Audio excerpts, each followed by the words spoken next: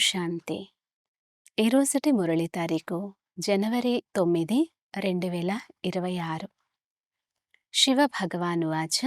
మధురమైన పిల్లలు, great great grand father అనగా సర్వధర్మపితలకు కూడా ఆదిపిత, ప్రజాపిత బ్రహ్మ.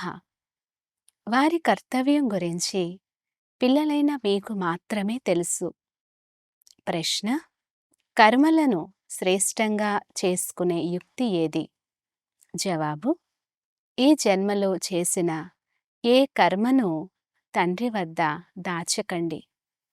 శ్రీమతం అనుసారం కర్మలు చేస్తే ప్రతి కర్మ శ్రేష్టమవుతుంది. పూర్తి ఆధారమంతా కర్మలపైనే ఉంది. ఒకవేళ ఏదైనా పాపకర్మ చేసి దాచి పెడితే అందుకు 100 రెట్లు శిక్ష పడుతుంది. పాపం వృద్ధి చెందుతూ ఉంటుంది. తండ్రితో యోగం తెగిపోతుంది. అంతేకాక అలా దాచిపెట్టిన వారు సర్వనాశనమైపోతారు. కావున సత్యమైన తండ్రితో సత్యంగా ఉండండి. అచ్చా, మధురాతి మధురమైన అపురూపమైన పిల్లలకు మాత్పిత బాప్దాదాల ప్రియ స్మృతులు మరియు గుడ్ మార్నింగ్. ఆత్మిక పిల్లలకు ఆత్మిక తండ్రి నమస్తే. ధారణ కొరకు ముఖ్య సారం. మొదటి పాయింట్: సత్యమైన తండ్రితో సదా సత్యంగా ఉండాలి. తండ్రిపై పూర్తిగా సమర్పణ అవ్వాలి. రెండో పాయింట్: జ్ఞాన ధారణ చేసి వివేకవంతులుగా అవ్వాలి. ఆంతరికంలో అపారమైన సంతోషం ఉండాలి.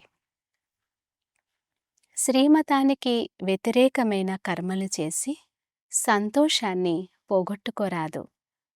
వరదానము: డ్రామా పాయింట్ యొక్క అనుభవం ద్వారా సదా సాక్షి స్థితి యొక్క స్టేజ్పై ఉండే అచల్ అడోల్ భవ.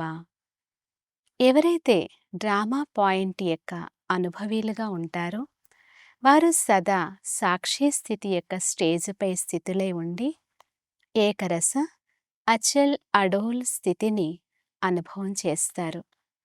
డ్రామా పాయింట్ యొక్క అనుభవి ఆత్మ ఎప్పుడూ చెడ్డవారిలో చెడును చూడకుండా మంచినే చూస్తారు.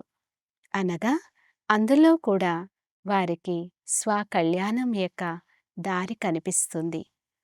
వారి అకళ్యాణ ఖాతా సమాప్తమైపోయింది. కళ్యాణకారి తండ్రి యొక్క పిల్లలు కళ్యాణకారి యుగము. ఈ జ్ఞానము మరియు అనుభవం యొక్క అథారిటీ ద్వారా అచల్ అడోల్గా అవ్వండి.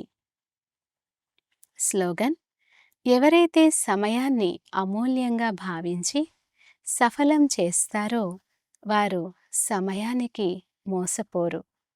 అవ్యక్త సూచన: ఈ అవ్యక్త మాసంలో బంధనముక్తులుగా ఉండి జీవన్ముక్త స్థితిని అనుభవం చేయండి. జ్ఞాన ఖజానాల ద్వారా ఈ సమయంలోనే ముక్తి, జీవన్ముక్తులను అనుభవం చేయాలి. దుఃఖము, అశాంతికి కారణమైన వికారాల నుండి ముక్తులుగా అవ్వాలి. ఒకవేళ ఏదైనా వికారం వచ్చినా విజయులుగా అవ్వాలి. ఓడిపోరాదు. అనేక వ్యర్థ సంకల్పాలు, వికల్పాలు, వికర్మల నుండి ముక్తులుగా అవ్వడమే జీవన్ముక్త అవస్థ. అచ్చా, ఓం శాంతి.